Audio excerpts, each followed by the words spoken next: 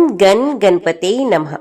प्रिय भक्तजनों, आप सभी का स्वागत है हमारे पावन धार्मिक YouTube चैनल पर। आज हम सुनने जा रहे हैं अश्विन मास महात्म्य की कथा अध्याय 3 और 4, जो इस बार एक ही दिन पाठ की जाएगी क्योंकि अश्विन मास की तृतीया और चतुर्थी तिथि साथ साथ आ रही है। तो कथा को शुरू करने से पहले आप सभी हमारे चैनल को सब्सक्राइब जरूर करें, लाइक और कमेंट करें और बप्पा का आशीर्वाद पाने के लिए वीडियो को शेयर जरूर करें। सबसे पहले हम सुनेंगे अश्विन मास के कृष्ण पक्ष की तृतीया तिथि की पावन कथा, जिसमें माँ पार्वती और भगवान शिव का अद्भुत संवाद, भक्तों पर बरसती करुणा और पापों से मुक्ति का रहस्य छिपा है। एक समय की बात है, कैलाश पर्वत पर माता पार्वती ने भगवान शंकर से निवेदन किया कि हे नाथ, कृपया मुझे बताइए कि अश्विन मास की तृतीया तिथि का क्या महत्व है। कौन सा व्रत करने से स्त्रियों को अखंड सौभाग्य प्राप्त होता है और परिवार में कभी दरिद्रता नहीं आती। भगवान शंकर ने कहा, देवी, आज मैं तुम्हें वे पावन कथा सुनाता हूँ। अश्विन मास की तृतीया तिथि को जो भी श्रद्धा और नियम से व्रत करता है, वे पापों से मुक्त होकर सुख समृद्धि पाता है। इस व्रत से स्त्रियों को अखंड सौभाग्य और पुरुषों को धर्म, अर्थ, काम और मोक्ष चारों की प्राप्ति होती है। कई शताब्दियों पहले एक नगरी में नंदिनी नाम की महिला रहती थी। उसका पति निर्धन था। परिवार में भूख, प्यास और कष्ट ही कष्ट थे। लेकिन नंदिनी माता गौरी की अनन्य उपासक थी। एक बार किसी साधु ने उसे बताया कि अश्विन मास की तृतीया तिथि को व्रत और कथा सुनने से जीवन के सारे संकट दूर हो जाते हैं। नंदिनी ने प्रण किया, भले ही मेरे घर में अनाज ना हो, किंतु मैं इस व्रत को अवश्य करूंगी। उस दिन घर में अन्न का एक दाना भी नहीं था। पति ने कहा, ऐसे व्रत का क्या लाभ जिसमें बच्चों को भूखा रहना पड़े। पर नंदिनी ने उत्तर दिया, ये व्रत ही तो हमारे भाग्य को बदल देगा। माता पार्वती की कृपा से सब कुछ संभव है।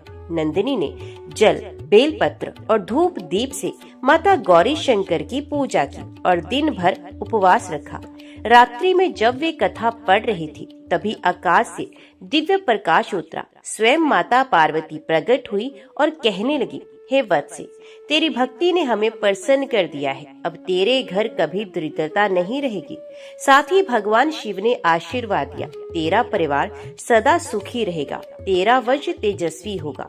अगले ही दिन उनके आंगन में अन्न से भरे कलश प्रकट हो गए। पति का उत्तम कार्य मिला और परिवार में समृद्धि छा गई। नंदिनी ने जीवन भर ये व्रत किया और अंत में कैलाश धाम को प्राप्त हुई। भगवान शिव ने कहा, हे पार्वती, जो कोई अश्विन मास की कृष्ण पक्ष तृतीया का व्रत करेगा और ये कथा सुनेगा, उसके सभी संकट दूर होंगे। स्त्रियों को अखंड सौभाग्य और पुरुषों को समृद्धि मिलेगी। इस व्रत से पितरों की तृप्ति और देवताओं की कृपा दोनों प्राप्त होती है। तो प्रिय भक्तजनों, अभी हम श्रवण करेंगे अश्विन मास के चौथे अध्याय गणेश संकष्टी व्रत की पावन कथा। प्राचीन समय की बात है, स्वर्गलोक में देवी देवताओं का एक भव्य उत्सव हो रहा था। सभी देवता, ऋषि मुनि और देवांगनाएं वहां एकत्रित थे। उस समय माता पार्वती भी उपस्थित थी। उत्सव का आनंद लेते हुए माता ने देखा कि उनके प्रिय पुत्र गणेश जी वहां नहीं है। माता पार्वती ने पूछा, हे देवताओं, मेरा पुत्र गणेश कहाँ है? बिना उसके यह उत्सव अधूरा प्रतीत हो रहा है। देवताओं ने उत्तर दिया, माता, गणेश जी तो उस मार्ग पर है जहाँ एक अद्भुत देवी की कृपा है, जिनका नाम है चौथ माता। वे संकटों को दूर करने वाली और मंगल की दात्री मानी जाती हैं। माता पार्वती ये सुनकर चौथ माता के स्थान की ओर बढ़ी। वहाँ उन्होंने एक तेजस्विनी देवी को देखा, जो हाथों में कलश और वर मुद्रा में थी। उनके मुखमंडल से आभा निकल रही थी। माता पार्वती ने विनम्रता से पूछा, हे देवी, आप कौन हैं और मेरे पुत्र गणेश आपके पास क्यों आए हैं? तब चौथ माता ने मुस्कुराकर उत्तर दिया, हे गौरी, मैं ही वे शक्ति हूँ जो विघ्नहर्ता गणपति के कार्यों में सहयोग देती हूँ। संसार में जब भी भक्त गणेश जी की पूजा करते हैं, तब मैं उनके व्रत उपवास में स्थिरता और फलदायिनी शक्ति प्रदान करती हूँ। मेरे बिना गणेश पूजन अधूरा है। इतना कहते ही माता पार्वती ने देखा कि गणेश जी चौथ माता के चरणों में प्रणाम कर रहे हैं। गणेश जी ने कहा, माता चौथ माता की वे देवी हैं जिनकी कृपा से मेरे भक्तों के व्रत सफल होते हैं। जो स्त्री चौथ माता का व्रत करती है उसके घर में सदैव सुख समृद्धि और संतान सुख बना रहता है। तभी देवताओं ने आकाशवाणी सुनी, गणेश और चौथ माता दोनों की संयुक्त पूजा करने वाला भक्त सभी विघ्नों से मुक्त होकर परम आनंद को प्राप्त करता है। इसके बाद से ही परंपरा बन गई कि जब भी गणेश चतुर्थी या संकष्टी चतुर्थी का व्रत किया जाता है तो उसमें चौथ माता का स्मरण अवश्य किया जाता है और इसी कारण चौथ माता को गणेश जी की सहायक शक्ति माना जाता है। इस प्रकार भगवान गणेश और चौथ माता की संयुक्त महिमा से भक्तों के जीवन से दुख दरिद्रता दूर होकर सुख समृद्धि आती है। जो भी भक्त श्रद्धा से इन दोनों की पूजा करता है उसके घर में कभी विघ्न प्रवेश नहीं करता है। बहुत समय पहले की बात है, भारतवर्ष के एक छोटे से गांव में जो चारों ओर से हरे भरे खेतों और घने जंगलों से घिरा हुआ था, वहाँ लोग सरल भोले और धार्मिक स्वभाव के थे। गांव का नाम था सिद्धिपुर। ये गांव अपने प्राचीन गणेश मंदिर के लिए प्रसिद्ध था। कहते थे कि इस मंदिर में स्वयं भगवान गणेश की दिव्य मूर्ति विराजमान है, जो स्वप्न में एक संत को प्रकट होकर मिली थी। हर महीने संकष्टी चतुर्थी के दिन यहाँ मेला लगता। गांव के लोग उपवास रखते, रात को चंद्र दर्शन के बाद गणपति बप्पा की पूजा करते, तभी व्रत पूर्ण होता। इस गांव में एक परिवार रहता था, गोपाल और उनकी पत्नी सुशीला। दोनों ही बहुत धार्मिक और विनम्र स्वभाव के थे, परंतु जीवन में कष्टों की कोई कमी नहीं थी। गोपाल खेती करके परिवार चलाते थे, मगर मौसम की मार और कर्ज की वजह से अक्सर परेशान रहते थे। गोपाल का एक बेटा था, विनय। विनय बहुत बुद्धिमान था, मगर शरीर से कमजोर था। गांव के बच्चे जब खेलते कूदते तो वे अक्सर अकेला रह जाता। उसकी माँ सुशीला हर रोज गणपति बप्पा के सामने दीप जलाती और प्रार्थना करती कि हे बप्पा, मेरे बेटे की रक्षा करना, इसे स्वस्थ और बलवान बनाना और हमारे घर से दुख दरिद्रता मिटाना। एक वर्ष अश्विन मास आया। गांव में संकष्टी चतुर्थी का उत्सव बहुत धूमधाम से मनाया जा रहा था। सभी लोग मंदिर की ओर जा रहे थे। उसी समय गांव में एक भयंकर महामारी फैलने लगी। कई लोग बीमार पड़ गए, पशु मरने लगे और खेतों की फसल भी खराब होने लगी। लोग डर गए कि कहीं ये सब किसी अशुभ संकेत का परिणाम तो नहीं। गांव के बुजुर्ग कहने लगे, ये अश्विन मास की संकष्टी चतुर्थी है। यदि पूरे गांव के लोग मिलकर गणपति बप्पा का व्रत करें तो ये संकट टल सकता है। सभी ने व्रत करने का संकल्प लिया, लेकिन तभी गोपाल के बेटे विनय की हालत बहुत बिगड़ गई। उसका शरीर तप रहा था और वे बार बार बड़बड़ा रहा था, माँ बप्पा मुझे बचा लो। सुशीला का हृदय कांप उठा। उसने संकल्प लिया कि चाहे कुछ भी हो जाए, वे पूरी श्रद्धा से व्रत करेगी और अपने बेटे की जान की भीख गणेश बप्पा से मांगेगी। उस रात गांव के मंदिर में दीपों से रोशनी फैली हुई थी। महिलाएं भजन गा रही थी, बच्चे फूल चढ़ा रहे थे और पुरुष मंत्र उच्चारण कर रहे थे। सुशीला ने व्रत का विधि विधान किया और चंद्रमा को अर्घ अर्पित करके गणेश जी से कहा कि हे विघ्नहर्ता, आपसे बड़ा कृपालु कोई नहीं। आप ही भक्तों के संकट हरते हो। आज मेरी संतान जीवन और मृत्यु के बीच में झूल रही है। यदि आप चाहें तो उसका जीवन बचा सकते हैं। कृपा करके मेरे पुत्र को स्वस्थ कर दीजिए। वे रो रो कर गणपति बप्पा से प्रार्थना करती रही। अचानक मंदिर में विराजमान गणेश मूर्ति से एक प्रकाश निकला। सुशीला को लगा मानो बप्पा मुस्कुरा रहे हों। सुबह होते ही एक चमत्कार हुआ। विनय की हालत धीरे धीरे सुधरने लगी। उसका तेज बुखार उतर गया और चेहरा खिल उठा। गोपाल और सुशीला भाव विवल हो गए। उन्होंने विनय को मंदिर में ले जाकर गणेश बप्पा के चरणों में झुका दिया। पूरा गांव इस अद्भुत चमत्कार को देखकर भाव विभोर हो गया। गांव के लोग बोले, देखो गणपति बप्पा ने संकष्टी व्रत का फल तुरंत दे दिया। अब से हर कोई इस व्रत को श्रद्धा और भक्ति के साथ करेगा। गणेश बप्पा के चमत्कार से विनय स्वस्थ तो हो गया, पर गांव की समस्याएं खत्म नहीं हुई। फसलें नष्ट हो रही थी, कुएं का पानी सूखने लगा और महामारी ने कई घरों को घेर लिया। गांव के लोग सोचने लगे कि अगर ये संकट खत्म नहीं हुआ तो हमारा पूरा गांव उजड़ जाएगा। इसी बीच सिद्धिपुर गांव में एक अजनबी आ पहुंचा। उसका नाम था महिपाल। महिपाल एक धनी जमींदार था, लेकिन उसका हृदय कठोर और अभिमानी था। वे गांव के लोगों से बोला, तुम सब मुझे अपनी जमीन बेच दो, मैं यहाँ बड़ा नगर बसाऊंगा। तुम्हारे भगवान गणेश तुम्हें इन मुसीबतों से बचा नहीं पाएंगे। गांव वाले ये सुनकर क्रोधित हो गए, परंतु महिपाल के पास धन और ताकत दोनों थी। वे जबरदस्ती लोगों की जमीन हड़पने लगा। गांव की पंचायत इकट्ठा हुई। सबने तय किया कि वे हार नहीं मानेंगे। हम गणेश बप्पा पर विश्वास रखते हैं, वे हमारी परीक्षा ले रहे हैं। अगर हम संकष्टी चतुर्थी का व्रत मिलकर करेंगे तो बप्पा हमें जरूर संकट से बचाएंगे। सभी गांव वालों ने एक साथ संकल्प लिया कि इस बार अश्विन मास की संकष्टी चतुर्थी पर वे पूरे गांव के नाम से एक विशाल व्रत करेंगे। लेकिन महिपाल ने षड्यंत्र रच दिया। उसने गांव के कुएं में जहर डलवा दिया ताकि लोग डरकर अपनी जमीन बेच दे और गांव छोड़कर भाग जाए। उस रात जब लोग मंदिर में पूजा कर रहे थे, तभी अचानक तेज आंधी चली, दीपक बुझ गए, लोग घबरा गए। लेकिन तभी गणेश बप्पा की मूर्ति से प्रकाश की किरण निकली और मंदिर में जल रहे मुख्य दीपक में फिर से लो जगमगाने लगी। गांव की बुजुर्ग महिला बोली, देखो, बप्पा का आशीर्वाद हमारे साथ है, हमें किसी से डरने की कोई जरूरत नहीं। सुशीला भी खड़ी होकर बोली, संकट बड़ा हो या छोटा, जब तक गणेश बप्पा हमारे साथ हैं, हमें कोई हरा नहीं सकता। महिपाल ने हार नहीं मानी और उसने कहा, अगर तुम्हारे गणेश सच्चे हैं तो उन्हें मेरे सामने चमत्कार करके दिखाना होगा। अगर मैं हार गया तो गांव छोड़ दूंगा। गांव वाले असमंजस में पड़ गए। क्या सचमुच भगवान उनके सामने प्रकट होंगे? लेकिन सुशीला ने दृढ़ निश्चय किया और उसने कहा, बप्पा कभी अपने भक्तों को निराश नहीं करते, वे हमारे विश्वास की लाज जरूर रखेंगे। संकष्टी चतुर्थी की रात सुशीला ने निर्जला उपवास किया और मंदिर में भजन गाती रही। भोर होते ही उसे स्वप्न आया। उसने देखा कि गणेश बप्पा मुस्कुराते हुए कह रहे हैं, डर मत सुशीला, कल जब सूरज उगेगा सत्य और असत्य का निर्णय स्वयं होगा। जो भी अन्याय करेगा उसका विनाश होगा। सुशीला नींद से जागी तो उसके चेहरे पर अपार विश्वास की चमक थी।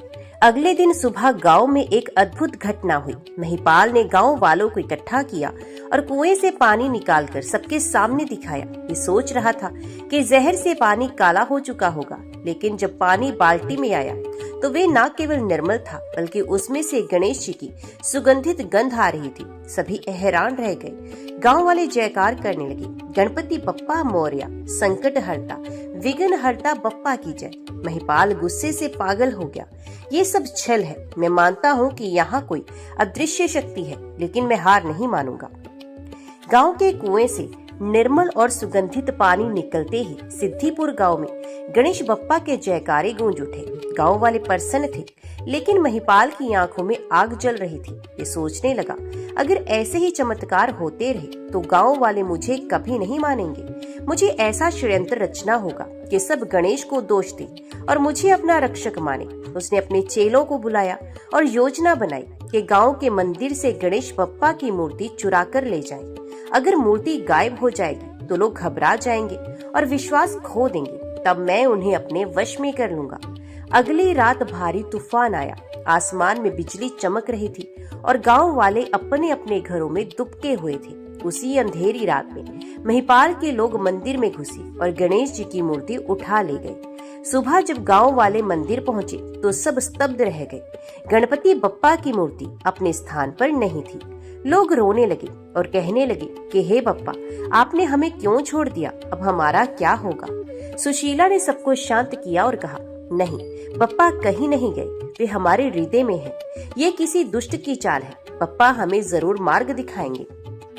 उसी रात गोपाल और सुशीला का बेटा विनय गहरी नींद में सोया था। स्वप्न में उसने देखा कि एक दिव्य आभा वाला बालक उसके सामने खड़ा है और कह रहा है कि हे विनय, मत डर, मैं गणेश हूँ। मेरी मूर्ति को महिपाल ने छिपा लिया है, लेकिन याद रख, मूर्ति का गायब होना मेरा जाना नहीं है। मैं तो हर भक्त के हृदय में विद्यमान हूँ। तुम्हें मेरे संकेतों का पालन करना होगा और गांव वालों का मनोबल बढ़ाना होगा। विनय नींद से जागा और माँ से बोला, माँ, बप्पा ने मुझे स्वप्न में दर्शन दिए हैं, वे हमें रास्ता दिखाएंगे। सुशीला की आंखों से आंसू बह निकले। उसने बेटे को गले से लगाया। महिपाल ने ये अफवाह फैला दी कि गणेश की शक्ति खत्म हो गई है, इसलिए उनकी मूर्ति मंदिर से गायब हो गई है। अब अगर तुम लोग जीवित रहना चाहते हो तो मेरी शरण में आ जाओ। कुछ कमजोर लोग डगमगा गए। सचमुच अगर बप्पा शक्तिशाली हैं, तो वे मूर्ति को वापस क्यों नहीं लाते? लेकिन विनय ने सबको इकट्ठा किया और कहा, गणपति बप्पा कभी हमें नहीं छोड़ते। वे हमारी परीक्षा ले रहे हैं। अगर हम एकजुट होकर संकष्टी चतुर्थी का व्रत करेंगे तो बप्पा स्वयं प्रकट हो जाएंगे।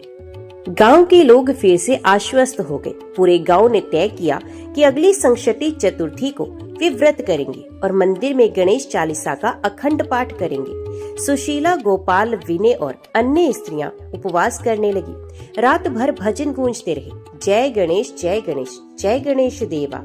हर कोई दिल से पुकार रहा था कि बप्पा संकट दूर करे। अचानक आधी रात को मंदिर में तेज प्रकाश फैला।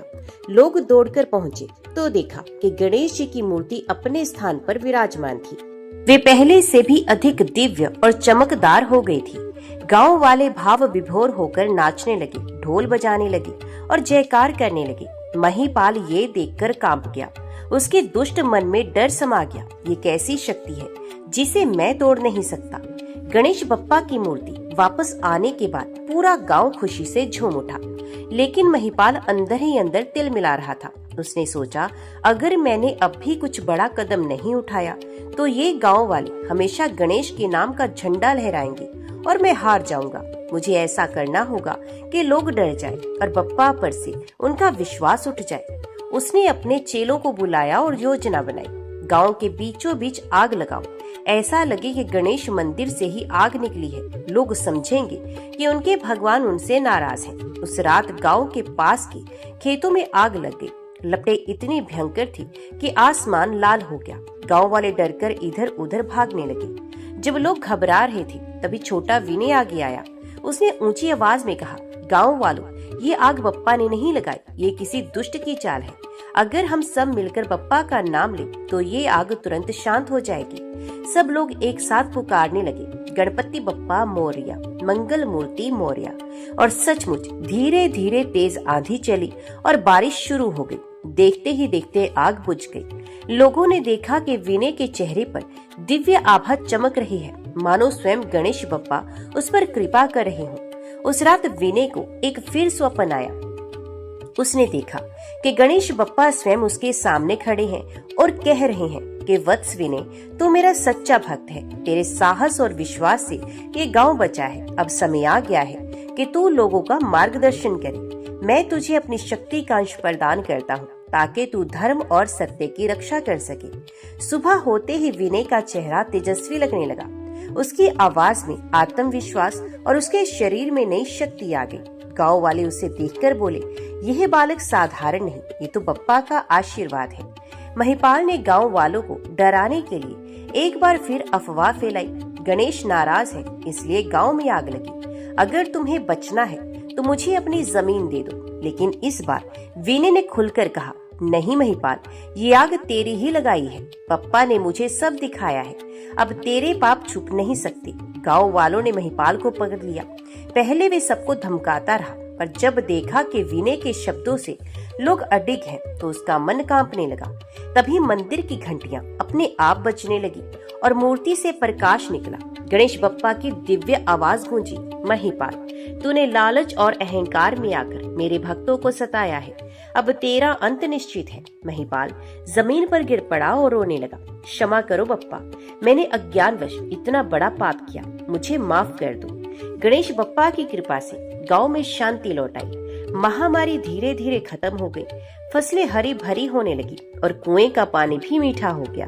गांव वाले रोज मंदिर में जाकर बप्पा का धन्यवाद करने लगे। सब कहते थे, ये सब संकष्टी चतुर्थी व्रत का चमत्कार है। बप्पा ने हमारी आस्था की रक्षा की। सुशीला की आंखों से आंसू बह रहे थे। उसने विनय को गले लगाया और कहा, बेटा, तूने बप्पा का सच्चा भक्त बनकर पूरे गांव को बचा लिया।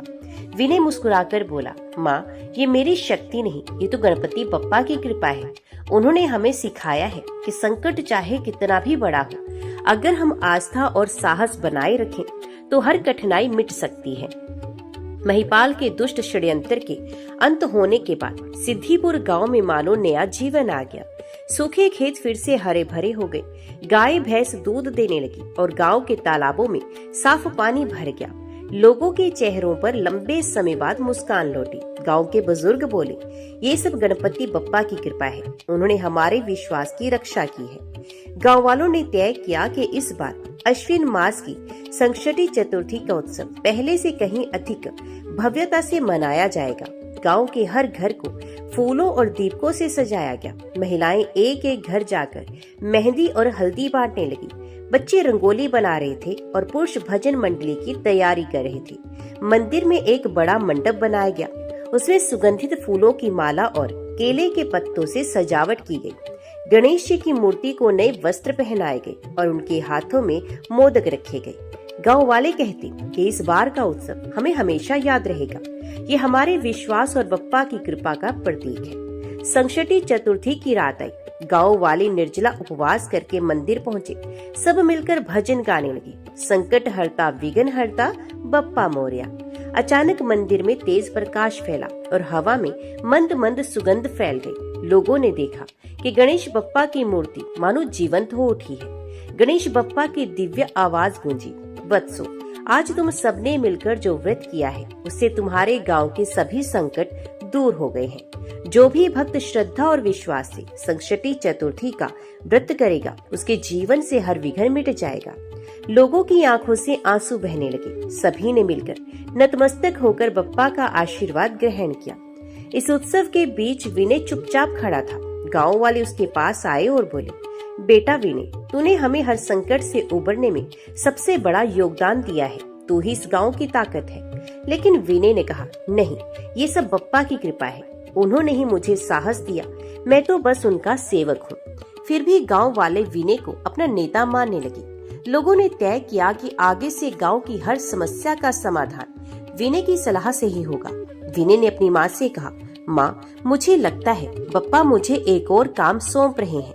मैं चाहता हूँ कि इस गांव में सिर्फ एक मंदिर ही नहीं बल्कि एक विद्यालय भी बने, जहाँ बच्चे पढ़ लिख कर आगे बढ़े और ज्ञान से अपना जीवन सुधारे। सुशीला ने बेटे के सर पर हाथ रखा और कहा, बेटा, यही तो सच्ची भक्ति है, बप्पा ने तुझे सही मार्ग दिखाया है। गांव वाले विनय के विचार से सहमत हो गए। सभी ने मिलकर खेतों से कुछ अन्न और धन इकट्ठा किया, उससे एक छोटा सा विद्यालय बनवा दिया। विद्यालय का नाम रखा गया श्री गणेश ज्ञान मंदिर। यही विद्यालय गणेश बप्पा को समर्पित था। बच्चे वहां पढ़ने आते और हर सुबह गणपति स्तुति गाकर पढ़ाई शुरू करते। धीरे धीरे सिद्धिपुर गांव शिक्षा और संस्कृति का केंद्र बन गया। दूर दूर से लोग अपने बच्चों को पढ़ाने लाने लगे। सिद्धिपुर गांव अब सिर्फ एक गांव नहीं बल्कि विश्वास, शिक्षा और एकता का प्रतीक बन गया था। लोग कहते, ये सब गणपति बप्पा की संकष्टी चतुर्थी व्रत की महिमा है। अगर हमने ये व्रत नहीं किया होता तो शायद हमारा गांव नष्ट हो जाता।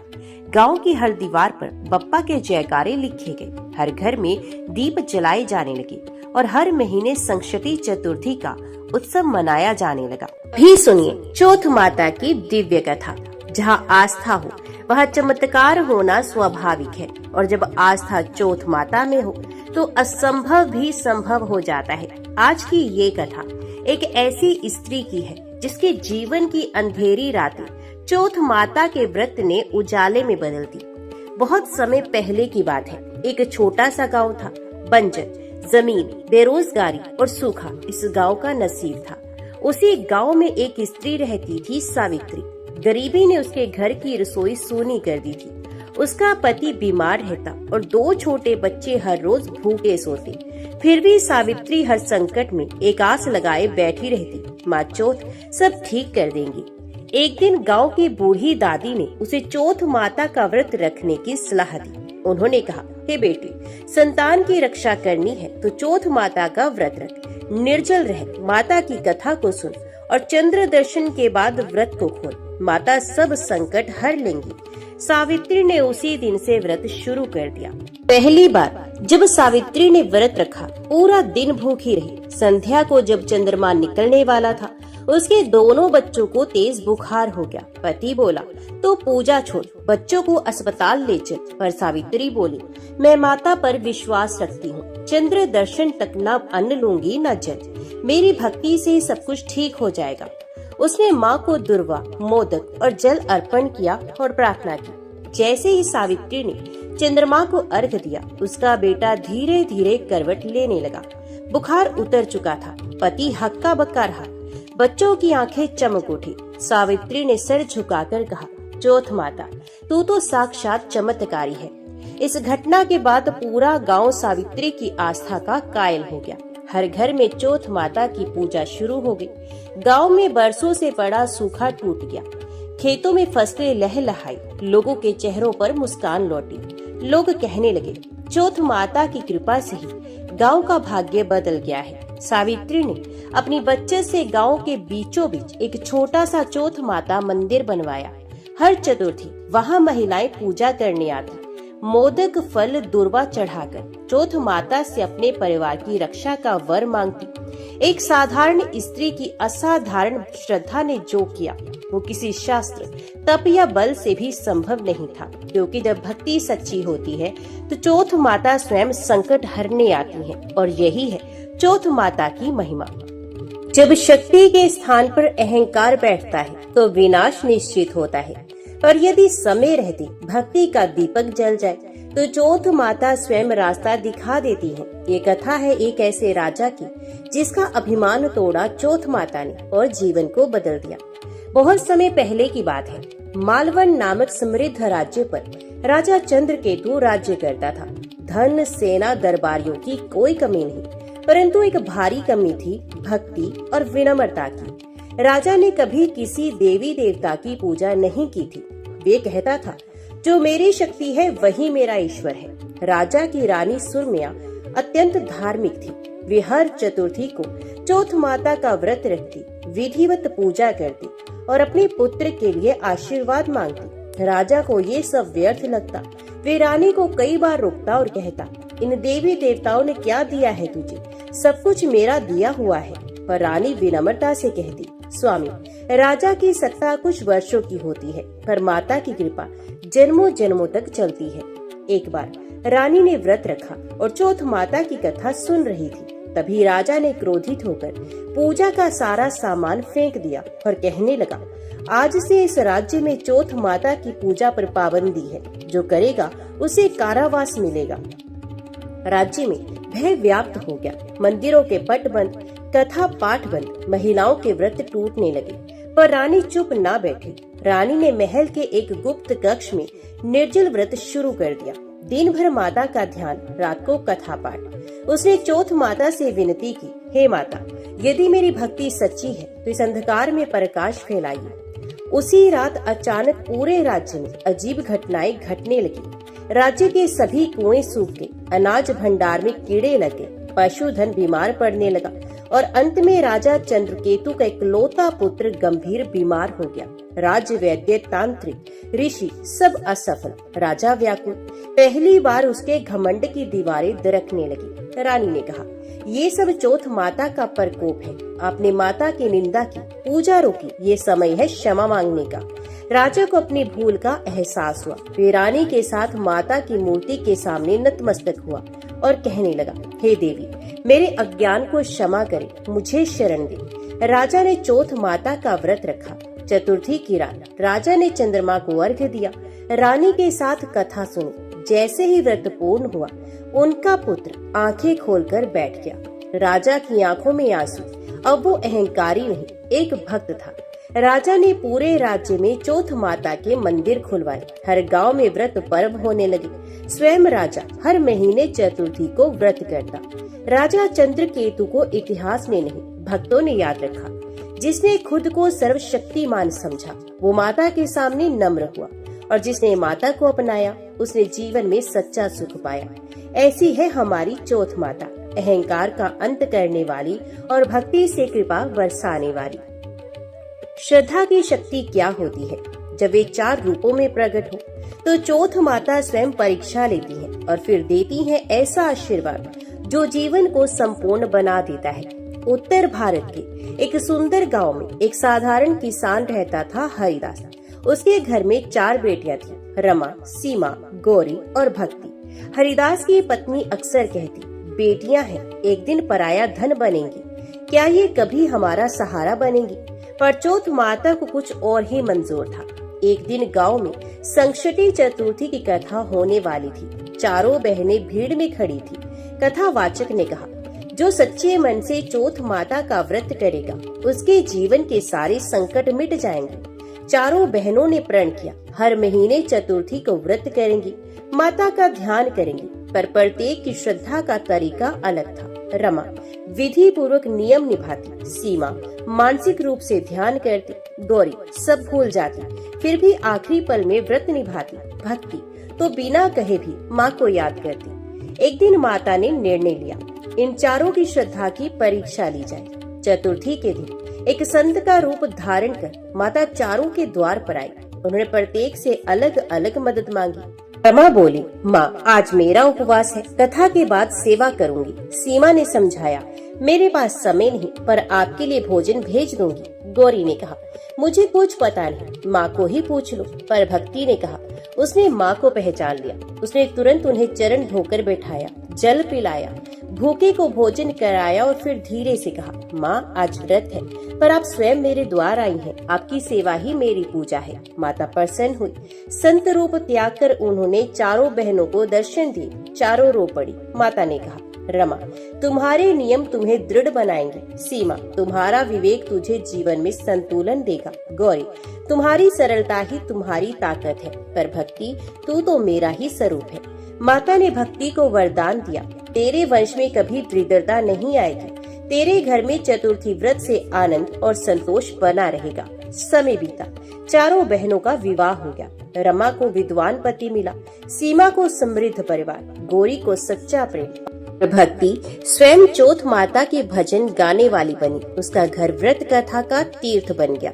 चारों बहनों की ये कथा बताती है, श्रद्धा के कई रूप हो सकते हैं, पर जो प्रेम और समर्पण से जुड़ी हो वही चौथ माता को सबसे प्रिय होती है, क्योंकि नियम पालन के साथ यदि प्रेम ना हो तो वो अधूरा होता है।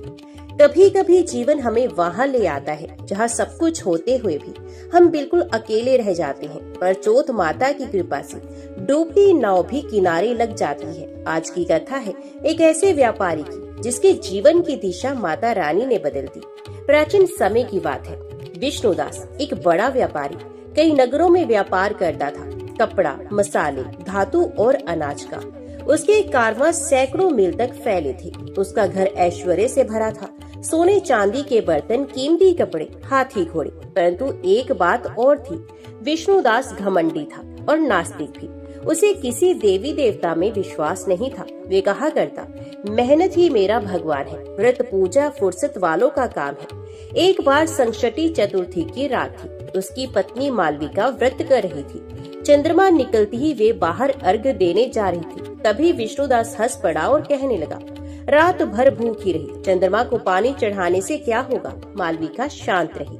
उसने बस एक बात कही, जिस दिन तू संकट में पड़ेगा उस दिन तू माँ की महिमा खुद समझ जाएगा। और वो दिन जल्दी आया।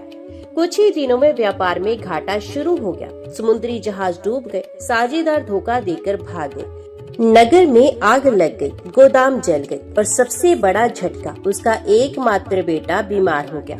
राज्य वैद्य ने कहा, ये बालक अब कुछ ही दिनों का मेहमान है। विष्णुदास टूट गया।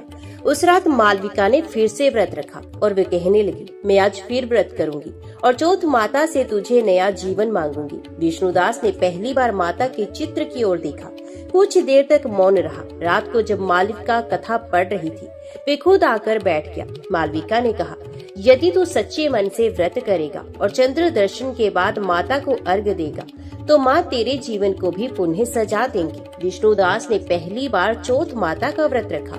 निर्जल व्रत, मौन और आत्म चिंतन। रात को जब चंद्रमा निकला, उसने हाथ जोड़कर कहा, हे माँ, मेरा सब कुछ ले लो, पर मेरा विश्वास वापस लौटा दो। जैसे ही उसने अर्घ्य दिया, अचानक पुत्र का शरीर गर्म होने लगा। आंखें खुली और वे धीरे धीरे उठकर बैठ गया। वहीं अगले दिन खबर आई, लंका से खोआ हुआ जहाज वापस आ गया। दिल्ली का व्यापारी साझेदारी लौटाने को तैयार है और गोदाम की राख में से सोने की पेटी सुरक्षित मिली। विष्णुदास ने सब कुछ बदल दिया। हर महीने चतुर्थी को पूरे नगर में व्रत करवाने लगा। नगर के बीच चौथ माता का भव्य मंदिर बनवाया। अपना नाम विष्णुदास से बदलकर चौथम दास रख लिया। अभी दूसरों को प्रेरणा देता, कथा सुनाता। जिसने कभी माता का नाम नहीं लिया उसे माता ने अपनाया, क्योंकि चौथ माता दया की देवी है। वो बस एक सच्चे आवाहन की प्रतीक्षा करती हैं, और जब वो आवाहन आता है तो संकटों से डूबा मनुष्य भी मोक्ष को पा लेता है। हर देवी की एक उत्पत्ति होती है, पर चौथ माता की उत्पत्ति चंद्रमा के शाप से जुड़ी है। आज की ये कथा न सिर्फ धार्मिक है, बल्कि ब्रह्मांड के संतुलन की भी गाथा है। ये कथा बताती है कि क्यों चौथ माता को संकट हरने वाली देवी कहा जाता है। सतयुग की बात है। देवताओं के स्वर्ग में एक भव्य सभा आयोजित की गई। देवगुरु बृहस्पति, इंद्रदेव, वरुण, अग्नि, यम और अन्य सभी देवताओं के साथ चंद्रदेव भी वहां उपस्थित थे। अपनी मोहिनी मुस्कान, चमकती देह और सौंदर्य से सभी को मोहित करते हुए देवगणों ने प्रशंसा की, पर धीरे धीरे चंद्रमा को अपने सौंदर्य पर अभिमान हो गया। एक बार चंद्रदेव ने देवताओं की धर्म सभा में भगवान गणेश का अपमान कर दिया। गणेश जी जो उस समय छोटे बाल रूप में सभा में आए थे, को चंद्रमा ने देखकर हंस दिया और कहा, कैसे विचित्र रूप के हो तुम, हाथी जैसा सर लेकर चलते हो।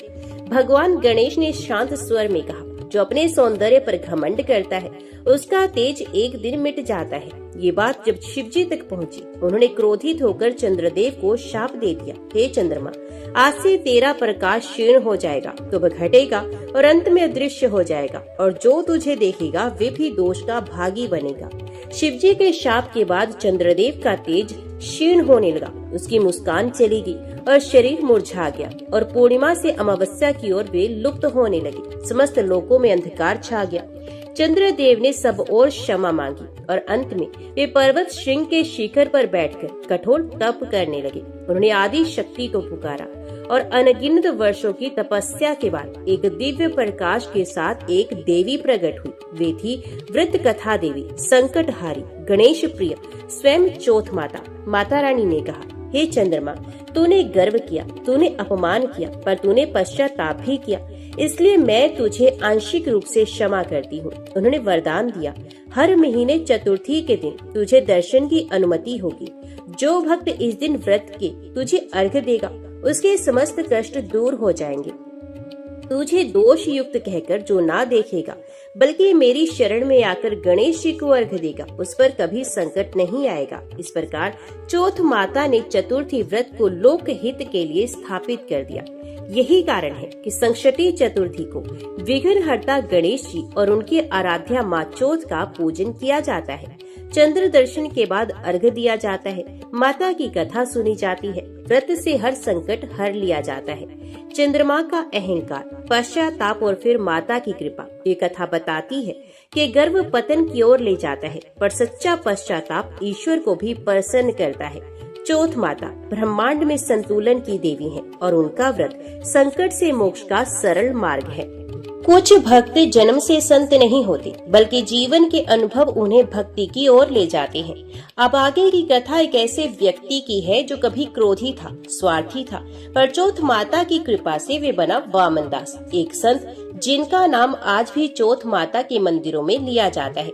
कथा है दक्षिण भारत के एक छोटे से गांव जगतपाल की।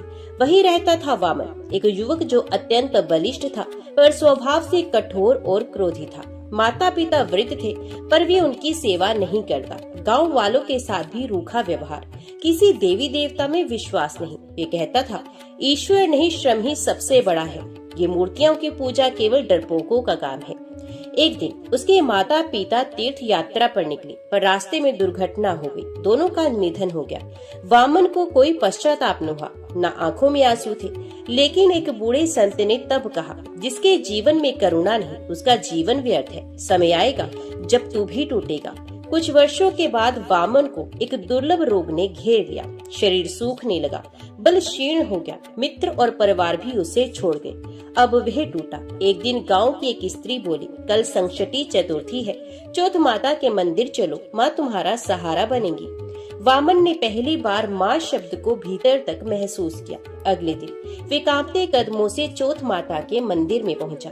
माता की मूर्ति देखी, उसके मन में एक सागर उमड़ पड़ा। मैंने जिनसे सारा जीवन मुंह मोड़ा, आज उन्हीं के सामने नतमस्तक हूँ। वे वही मंदिर में ही रुक गया। दिन रात सेवा करने लगा, दूसरे भक्तों के जूते उठाने लगा, मंदिर धोने लगा। कुछ महीनों के बाद पुजारी ने कहा, तुम वामन नहीं तो वामन दास है, माता का दास। वामन दास ने ब्रह्मचर्य व्रत लिया। हर महीने चतुर्थी को संकटी व्रत करता, कथा सुनता। गांव के लोग कहते थे उसके चेहरे पर अब चौथ माता का तेज दिखता है। वर्षों बीत गए। एक दिन वामन दास ने घोषणा की, अब मेरी देह माता को समर्पित है। अगली चतुर्थी को मैं उनके चरणों में समर्पित हो जाऊंगा। चतुर्थी के दिन उसने माता की आरती की, मंत्र पढ़े और ध्यान में बैठ गया और वहीं उसी ध्यान अवस्था में वे शांत हो गया। उस मंदिर का नाम पड़ा वामन चरण चौथ मंदिर। हर साल वहाँ संत वामन दास जयंती मनाई जाती है और कहा जाता है जो सच्चे मन से माता की सेवा करे उसकी आत्मा को स्वयं माता मुक्त कर देती है।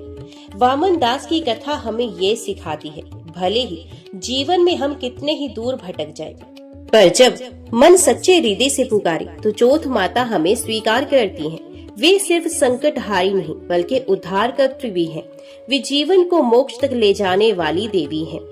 व्रत केवल एक धार्मिक प्रक्रिया नहीं है, व्रत आत्म शुद्धि का मार्ग है। व्रत तपस्या है, व्रत है ईश्वर के प्रति समर्पण। चौथ माता का व्रत विशेष है क्योंकि ये स्वयं संकटहारी गणेश जी से जुड़ा है और ये व्रत माँ चौथ के आशीर्वाद का माध्यम बनता है। बहुत समय पहले की बात है। रतनपुर नामक गांव में सौम्या नाम की एक नारी रहती थी। वे अत्यंत सुंदर, विनम्र और धर्मपरायण स्त्री थी। उसका पति सोमसेन एक साधारण किसान था, परंतु दोनों का जीवन प्रेम, त्याग और श्रद्धा से भरा हुआ था। विवाह को कई वर्ष बीत चुके थे, परंतु सौम्या के कोई संतान नहीं थी। वे दिन रात भगवान गणेश की पूजा करती, विशेषकर चतुर्थी के दिन व्रत करती, परंतु संतान सुख से वंचित थी। एक रात सौम्या ने एक दिव्य स्वप्न देखा। स्वप्न में एक तेजस्विनी देवी प्रकट हुई, 4 भुजाएं, सिंहासन पर विराजमान, मुख पर करुणा की झलक, मस्तक पर चंद्र की ज्योति और हाथ में लड्डू, त्रिशूल व वरमुद्रा। देवी ने कहा, हे सौम्या, मैं चौथ माता हूँ। जो स्त्री मेरी श्रद्धा से पूजा करती है उसे संतान सुख अवश्य प्राप्त होता है। चतुर्थी के दिन बिना जल ग्रहण किए मेरा व्रत करो और कथा सुनो, तुम्हारे जीवन की तपस्या पूर्ण होगी। सुबह उठते ही सौम्या ने व्रत का संकल्प ले लिया। जब सौम्या ने चौथ माता का व्रत शुरू किया तो गांव की कई स्त्रियों ने उसका उपहास उड़ाया। उन्होंने कहा, इतने वर्षों से पूजा कर ही है, अब कौन सी माता कृपा करेंगी? व्रत करने से संतान मिलती तो सबको मिल जाती। सौम्या ने सब कुछ चुपचाप सहा। वे जानती थी आस्था का रास्ता सरल नहीं होता। सौम्या ने चतुर्थी को व्रत किया, दिन भर जल तक ग्रहण नहीं किया और संध्या को चौथ माता की कथा सुनी। जैसे ही कथा समाप्त हुई, उसने आकाश की ओर देखकर विनम्रता से कहा, हे माता, आपने दर्शन दिए, अब कृपा कीजिए। उस रात्रि फिर वही देवी स्वप्न में आई और वरदान दिया, हे पुत्री, 9 माह पश्चात तू एक तेजस्वी पुत्र को जन्म देगी, परंतु ध्यान रहे, जन्म के चौथे दिन मेरा पूजन अवश्य करना। यदि भूल हुई तो संकट उपस्थित होगा। 9 माह के बाद सौम्या ने एक सुंदर बालक को जन्म दिया। परिवार में आनंद छा गया। पूरे गांव में उत्सव जैसा माहौल था। परंतु चौथे दिन सौम्या की सास ने कहा, आज बायना निकालती हैं, पर पूजा व्रत मत करना, बच्चे को नजर लग जाएगी। भूलवश चौथ माता का पूजन उस दिन नहीं किया गया। रात के तीसरे पहर बालक अचानक गायब हो गया। रोता हुआ परिवार इधर उधर भागा। कोई चोर, कोई राक्षस, कोई देवदूत समझकर तांत्रिकों को बुलाया गया, पर बालक का कहीं पता नहीं चला। सौम्या को जैसे देवी की चेतावनी याद आ गई। उसने फूट फूट कर कहा, माता, मुझसे भूल हो गई है, मुझे क्षमा करो, कृपा करके मेरे पुत्र को लौटा दो। सौम्या अपने पति के साथ जंगल की ओर निकल पड़ी।